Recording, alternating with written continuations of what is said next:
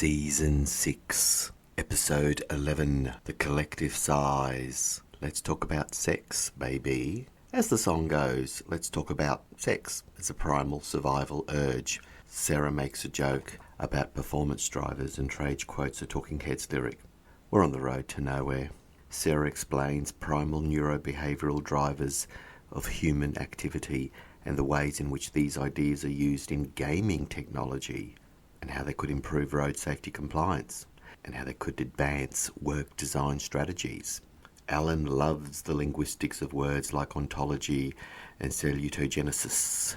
Yes, that's right, you heard it here first. Your mind works like a prism, Trajce remarks, while my mind is like a kaleidoscope. A great song, by the way. Welcome to the system.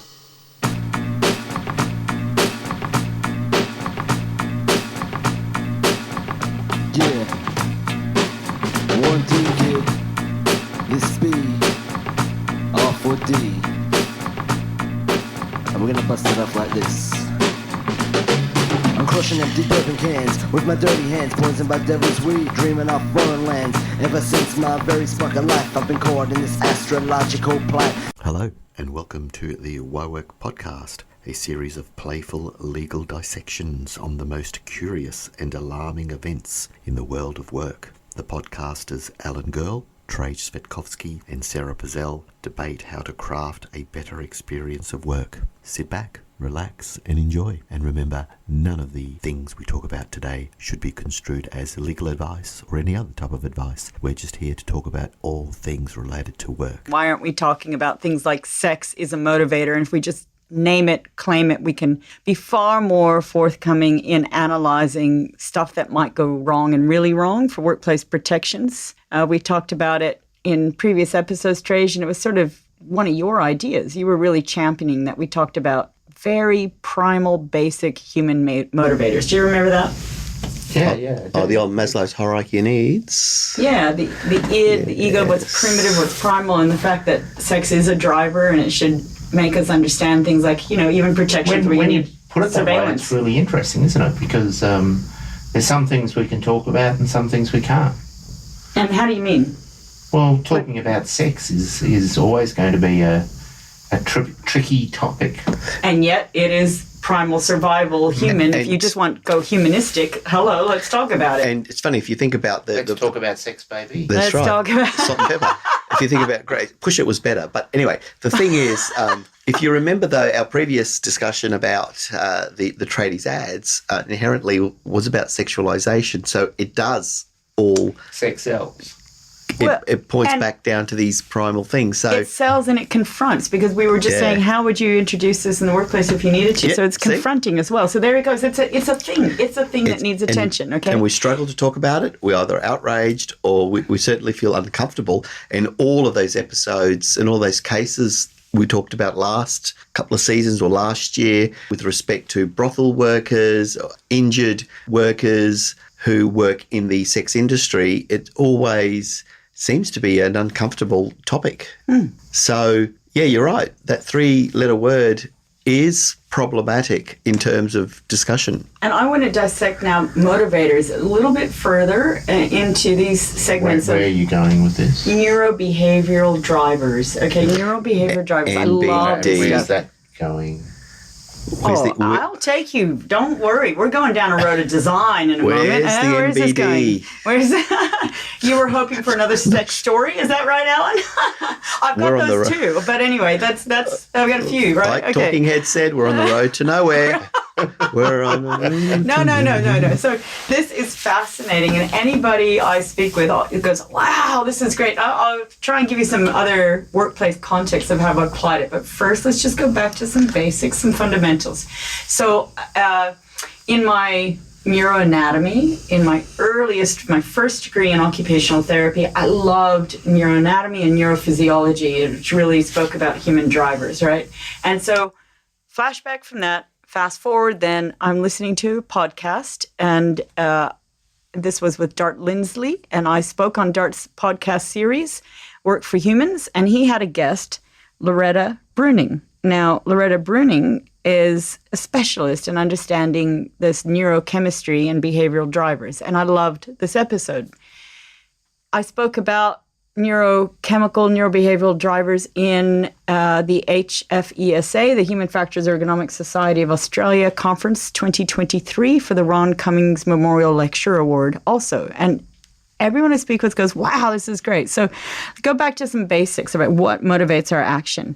And once we think like this, you start analyzing events that work differently and ways to solve problems a little differently. All right? It's just another lens. Let's add another lens.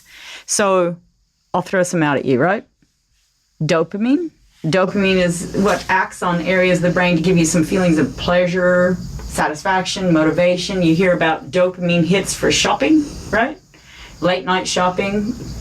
A dopamine hits for when you get likes on your Instagram account. Well, there you Facebook. go. Little I get a massive dopamine. I know, Alan. Oh, do you? Okay, everybody like Alan and link to Alan, contact Alan, right? He's Give him some addicted to dopamine all hits. these likes and... It's better than sex. What?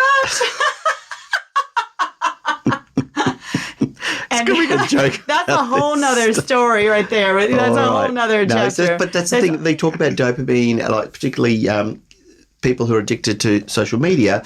They get very upset or angry or sad if They're cut off. It can really affect your Well, no, emotion. they're not cut off. If you don't get the likes, they go, oh, I posted and no one likes. And you know that there was a change in things like Instagram where they no longer show how many likes a post has received so that Yes. there was less judgment and less to try and mitigate this real human, powerfully strong response to comparing how many likes I did or didn't get and feeling dejected, right? Yeah. And also this need for dopamine. So they've condensed it and they just say liked, and they just list a couple names, but they don't put numbers anymore. So that was a change because of some of these behavioral drivers and judgments that we make on ourselves, all right? So dopamine acts on areas of the brain.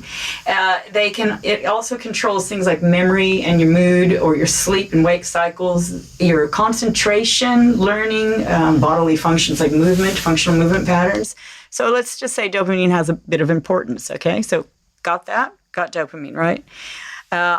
Oxytocin is a natural hormone and it stimulates aspects of behavior for a sense of belonging, right? A sense of belonging. It's very primitive. It's about childbirth, lactation, and uterine contractions. But essentially, oxytocin is our sense of being well protected and belonging, right? This social milieu. Now, you can probably already hint where I'm going with this about how we design work for a sense of belonging or design whatever it is, a tribal culture, okay? So hold that thought. Then you have things like status derived from serotonin. So a chemical that carries messages between the nerve cells in the brain and throughout your body, and it's key to affect things like your mood, your sleep, your digestion, blood clotting, sexual desires. All right, there you go. We've linked it back. Some nausea. Well, I was about to say, what gives you all three? I thought that's where you were going. Well, you don't have some chemicals and no chemicals. It's the balance and the interplay, right? But what do you need most activated, right? So think about human motivators. Now, hang on. I was just hang on. thinking. I'm going to throw one more in. Cortisol. Yes. Is what's probably spoken about frequently because this is that.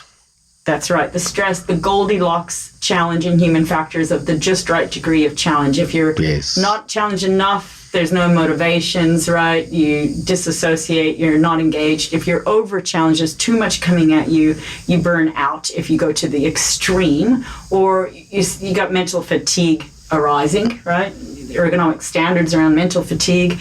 You may have stress, which can be, there's distress and eustress. So I'm talking about the distress level of stress, okay? And having the right cortisol balance is essential for constructing health. Producing too much, little or too little can cause health problems, essentially, okay? And that's what most people talk about in workplace dynamics. But if we look at the four of those, I just want to play with this again, okay? Let me just confirm. So we've got dopamine, your reward. I'll call it reward system, right? You've got oxytocin, which is your belonging, sense of fitting in. You've got serotonin, needing status, and cortisol, the just right degree of motivators, right? Now, think about gaming technology. How smart are they with the psychology of making this happen? You've got communities, right?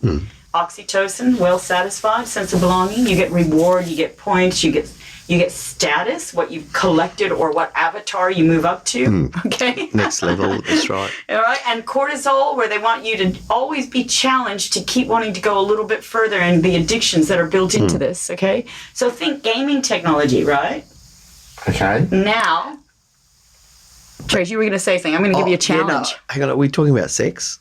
Is this? Yeah, I was waiting for the sex. Well, I'm curious. We started with sex, and now we're talking about games. Well, I'm talking about constructing work, but you could also deconstruct and analyze things that were, even in your risk investigations, your accident and incident causation models, you can start to have this lens to look at what were the motivators and what are the influences of behaviors, right? Okay, I'm looking at system design. So I want to take, I sit here and I pontificate in my little feeble mind, while I'm driving. Are you advocating for sexual influences at work? I'm advocating for having a real thorough analysis of human behavioral drivers so that you can understand the analysis work. And I'm going to give you an example in a moment, but first let's just be playful, right? Think about this gaming technology. Okay. Now, when I'm driving, right, and I know around my little Sunshine Coast pathways where there's always some speed cameras. Once you get used to them, right, you say, all right, okay, better slow down here, but navigate this, da-da-da. And I keep thinking, gosh, wouldn't it be lovely if I got brownie points and I actually got some reward, got a little dopamine hit for every time I was under the speed limit 70 kilometers, if I was at or just below 70 kilometers, and my license... There are apps that do that. Yeah, well, my license, really, my driver's license, so I would get, because I don't know Australia does that. Not on your license, but there are other apps that No, I want brownie points from my license, and then the penalties can round off my... I get reward, and I work... People are motivated by reward, and yet here we are with penalty systems everywhere, right? For being a good driver. Yeah, so imagine, okay, so let's just play with this, right? Help me out here. Yeah. All right, so dopamine hits, I get rewards every time I pass those cameras, and I've been compliant, right? That's my motivator. Now, how about fitting in and belonging, oxytocin? Tell me about this. How would that be built into this game of life of driving? Maybe just being like a respectful road user, you mean? No, maybe that hit. No, keep going with the thread of thought. So maybe the hit of my license, I then get into a community. Once I've got 50 bronze points, I'm now part of this tribe. And we can, I'm recognized with some badges, and there's a little social community, and we have little, and I get road tips, and then I get discounts. Hang on. I get discounts from RACQ. Yeah, that's like RACQ now. Right? Movie club, right? But it's linked to what I got was my dopamine hit, right? So then I want to strive to be another level. And the serotonin, the status is when I'm like platinum standard of all of these little wins, right? And I'm known and published. I don't know. I make it. Go with me. Use your creativity side. Put the lawyer hat aside. Just go creative. Put the design hat on. And so. Yeah. Do you think you're saying workplaces should do that? I am certainly. Why not think of this lens? Would they say we do through bonuses or accrued leave or some type of? Didn't they reward you already? That's why. That's where I'm going. Okay, stay with me on road. Then let me get to a workplace example. Okay, stay with me on road. Don't they? Because they give you gold your ranking. Watch. You become a professor, associate professor. Or a promotion. That's what I'm looking for. But don't they do that? That's very strongly status. Is that everything else balanced? Yeah, like you get money because promotion. Because it's not just about the title. You're getting extra cash. Part of a club. You're part of the a club, but you get your super. How are you part of the club? How is that rewarded? You guys did take it off the tangent I asked, but anyway. Yeah. No, we'll get back to the road. Don't worry. We're on the road to nowhere. These are going to be driving professors. Hey? Yeah. Mobile professors. No, we'll get back to the road analogy in a sec. All right, let's get back to the road. Get back on the road. Get back on the road. Get off the beaten track. Back onto the road. Okay, we're on the road. Now what's happening? Okay, you're getting 50 points for being a good serotonin. Complying, right? So when I get my penalty, it just gets offset, and I have to balance it. So my motivation is to get the compliance, right? So I've got more in the bank, right? I'm building my bank account. So what's the reward though for the points apart from just feeling good? I don't get. Hey, no. So yeah, What's the I reward? just said that you get part of a club, and then maybe I get something like a movie a voucher, discount. and I Yeah, get right. So I'm Oh, I connected to a club. I win discounts on my RSCQ. I Oh, win I stuff. see. Maybe I get a free service, a free car wash. I don't care, whatever. I like your The thing. academic gown. Hey? A free Yeah, a driver or something. I've got one. The thing is, Not for now driving. I've got a Dracula a cape as well, but I could wear that to my next And graduation. what about status? Right? Yeah, okay. Tell me the status and the driving. Yeah, so with Do the I driving. get in a lottery to be able to have a even better car, right? So I can win God, something this is and I can have a better car. Mockingjay. It's becoming like Hunger Games. Or Right? something. For years.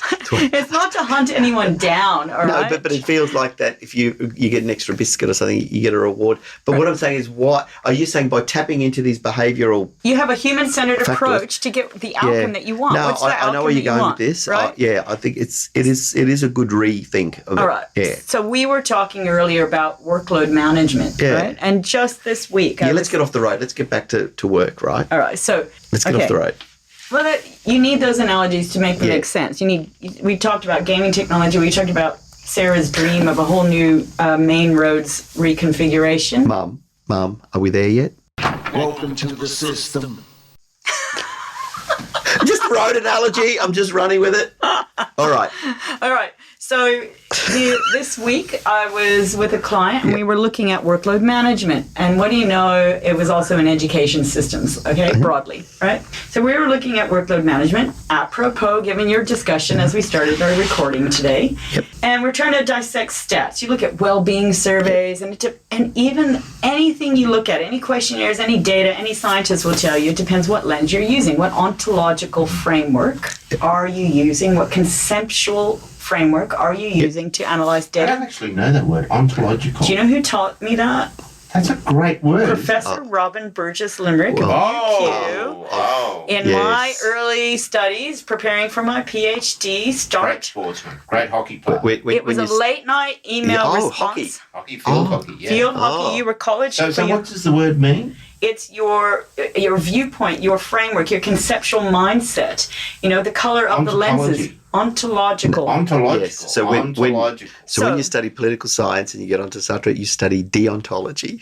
How to deconstruct this. Deontological. So you move beyond that into then just completely restructuring, I guess, dare say redesign. So You can look at the workplace, and if you have a workplace protections risk compliance hat, you will see one event, you'll see the same scenario as somebody else with that hat on, that view. If you have a people and culture hat on to look at the exact same event, you will have that view, and you will take away those takeaways. So, dear lawyer, prosecutor, defense, different hats, you'll see things differently, right? Work design strategists will see it differently again. A health and well-being team might see it differently again, okay? So it's your ontological framework. So in research, I might be looking at things, through some qualitative methods, and I may be looking at transformative. I tend to do participative, action-based, transformative work, right? And that's my framework or my way of thinking when I approach a problem to solve. It'll radically change the outcome. Incident, investigations, accident causation models. Which model you're using, will you find a behavior to blame or will you find a system to redesign? Your ontological framework. Does that make sense now? Yep. Oh, he's like, yes, ma'am, I've passed, I get it, no more teaching. And then deontology is you then deconstruct what that ontological framework was. But that's we won't go there. Open your mind again. That's really 70s hippie, like let's go, let's expand the mind again. Hence the Mikhail Foucault, and I'm stuck on all of those people because they said, all right, wow, you've recognised this. But recognize it, now disclose let's it. Break all this up. So to where? We don't know. It's like when you ask So that's me... what LSD's like. Maybe. That was the But 60s. you asked me about, like, before, about this ad, and I said, are you asking me with the Sarah Pizzell hat, or are you asking me with a work design hat? So depending on what hat I wear, my response might vary on the honey badger ad. Okay. Okay, are we still episode about sex? We can go to sex if you want No, in a I'm minute. just curious. That's what you started with sex. Yeah, No. for editing Okay. purposes, I just need I to know. started with drivers and used the example of sex. Yes. Okay. So we've all gone right, to so from now sex I was to talking... to the road to drivers to car drivers. yes to now. Can I make education. that sigh any louder? Wait. Teachers. Hold on, wait. Collective sigh. All right, now... That's a good name for a band, the Collective Sighs. There we go. We are the Okay. Collective Sighs. All right, so So bear with me here. Hang on. We're going for a good ride here. So look, I've mentioned Loretta Breuning, right? I've mentioned dopamine and oxytocin and serotonin and cortisol as influences, neurological raw influences of human behavior that you can consider if you want design to shape behavior. You want to know the impact of your design and what might motivate people, because that's leadership. Situational leadership is based on motivating people, right? Getting performance, get what you want, having some kindness. Yeah, so we were right. looking Performance drivers. Performance that's drivers. what I was talking about. So well, you went there, Alan. Yeah, but hang on, no, we're getting back to rewards. I've just got to digest this. We were talking about sex. He went performance drivers. Did you not get that? No, I thought that's why you said it. It wasn't. I don't think he was going there, but there you go. But the thing is, I hang just on. thought that's where your mind always. Now I remember. That's where my mind it was goes with then. the rewards, and we went from the games to the points, and of course now, but we do get rewards. You get promotion, you get title, you get your extra leave, you get your extra super. Can I give you an example of how oftentimes it's not used and how it could use yeah, better? I'm Okay, so curious that's where now. I was Here we go, actually here we going. go. This is where I was going. Okay. Okay, so we were talking about education. Yes. Education Yes. and analyzing things like well-being surveys, right? And if you put a traditional organizational science, organizational psych kind of hat, right? You might be looking at things like, what were the job demands? What was the sense of support? What was the autonomy? Did the person have any control? Were there workplace protections? Yep. Those are the types of things you start the workload, the impact. you start to analyze what was the experience of work, right? Yep. And it might sound like, and I was using this as a filter, and I was filtering some stats, and I thought, let me apply different ontological frameworks and just pull the data in different ways. So you could use a model like salutonesis, which talks about, was work meaningful, manageable, and comprehensible? So you had a sense of coherence. So any of that data I would put into, well, this response looks like it was talking about whether work was meaningful or not, or whether it was manageable or comprehensible, and you categorize it. So well-being, for example, is a salutogenic approach, if you think of well-being. You're achieving well-being, but you can certainly address you can address fatal hazard exposures with salutogenesis, because if something is not meaningful and manageable, really bad stuff can happen. Or comprehensible, you don't have situation awareness, you can collide and die. Because I thought traditional health and safety was not a salutogenic approach. Like health, safety, you look at it in terms of that classic risk. If you're purely looking at only workplace protections and not looking at how to construct people's health and well-being, then you've got a pathogenic approach versus a salutogenic approach. There you go. Right? That's good. I put that together because pathogenic. Pathogenic versus salutogenic. So, okay, but that wasn't the point of what I was talking about. But thank you for clarifying that. No, I needed to clarify it. I've got clarity now, but we're still going to get to that. I'm still trying to get there. Yeah, okay, so I'm curious. then you can have maybe you're looking at a job demand control support autonomy model, right? And then you might be looking at things like the work in the future work, the Institute in WA and Sharon Parker and smart work. And you might be looking like stimulating work, mastery, agency, those kinds of measures of work. And you might be different measures. So I'm filtering data. And then I said, let me just look at these really fundamental neurobehavioural drivers of work. And I put it into that. Was this about dopamine reward? Was this about a sense of protection and belonging through oxytocin that someone was concerned about? Was this about status, not getting recognized equitably, or was the serotonin? Or was this also with regard to cortisol, just pure feelings of not being able to achieve any semblance of balance and being close to burnout or feeling mental fatigue, right? So when I use those latter measures, the assumptions that are made from the first measures in organizational psych might change. So in this example, there was a huge understanding that workload needs to be better managed, and that's what you started your conversation with. So is this a teaching example? Is education? I'm back at teaching. Yep. I am back in education. Okay. So workload needs to be better managed. But when I use the other filter, Loretta Breuning neurophysiology filter, the aggregate responses actually fell into a sense of protection and belonging was needed more.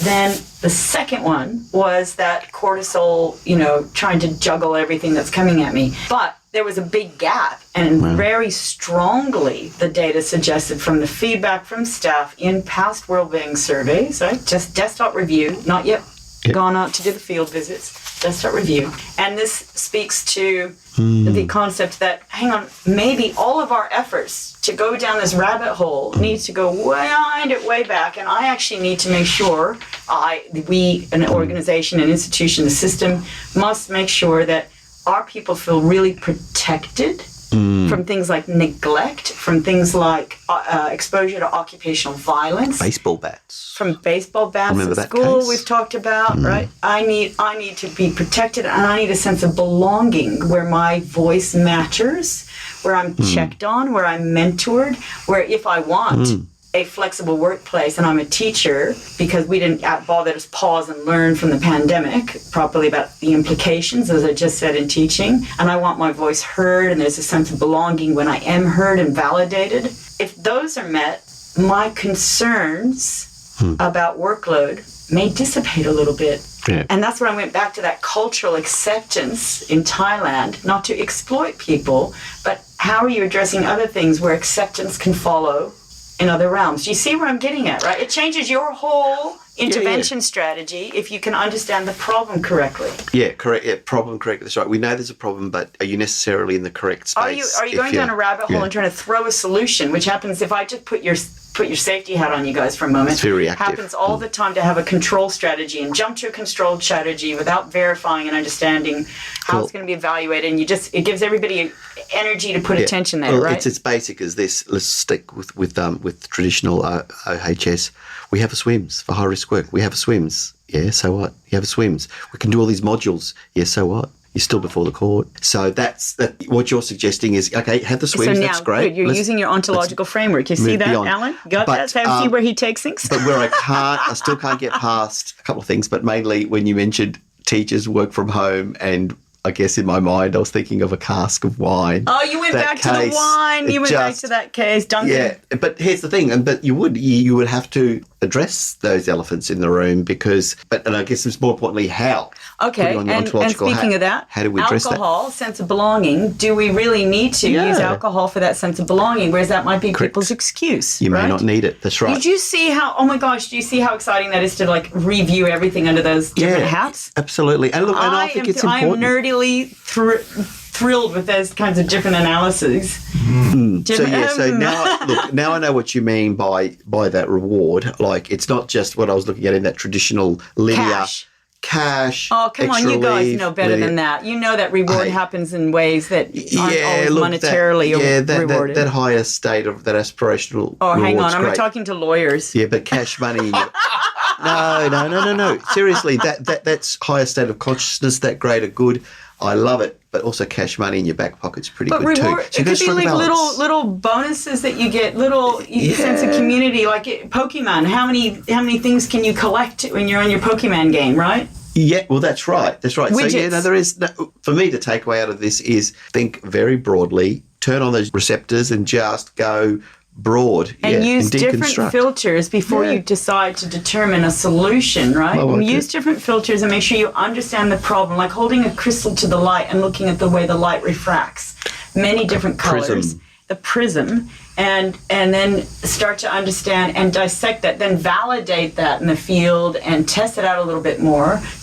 I'm not saying paralysis through analysis, I'm saying, but get deeper in the understanding of the problem so you have a more cogent response. There's problem-based design statements in design. Yes. Right? Your mind works like a prism, mine's like a kaleidoscope. The LSD, the kaleidoscope LSD. I'm just saying. But I know what you're saying. That's good, because if there is a concrete, I know what you're saying, man. But look, the thing is, you're the one sitting in the lotus position, wearing sunnies, man. Like, you're the dude. And you've got the cool Californian vibe going on, man. I need is that what they call a hoka? The smoking pipe thing. What is it? The caterpillar. I don't know. Alice in Wonderland. Hoka. The caterpillar. Caterpillar is always on this. And no, the pipe. the pipe thing, but it's like a pipe. And it's got flavours in it. Flavours and stuff. The hookah. H-O-O-K-A. I used to go to a spot in West End where you could sit outside and have coffee, and they'd make that chai tea, and they'd pour the tea for, a foot or 2 feet in the sky, and then you'd have this flavoured apple or chocolate hookah, and then they made it illegal to smoke on the... And we were like, it's not cigarette smoke, it's not smoke. Wow, that's full on. Didn't matter. Cool. Yeah, no, I like what you're saying about the reward. Yes, I'm with you on this one. Yes, I like it. I like it. So your actions and work can change radically. Your analysis can change radically about what the motivators were. I bet if we went back through some accident and incident causation models and then started to apply this type of view, you might have a whole different understanding of how you would redesign work. Yeah, if you really think about humans in the system. Now, humans in the system. No, the sex part. Do you want to go to sex part, Alan? No, that's all right. That's all right. We hope you enjoyed that episode of WhyWork. You've been listening to Trajce, Sara and Alan. And if you'd like to know more about some of the things we've talked about today, please subscribe, and we'd be more than happy to provide you with information, names of cases, and other things that may interest you. Please be aware that none of the matters we've talked about today should be construed as legal advice or any other type of advice. We're just here to talk about all things related to work. See you next time. What you thinking? You jumped up in the system. Welcome to the system. Welcome to the system. Welcome to the system. Yeah. Welcome to the system.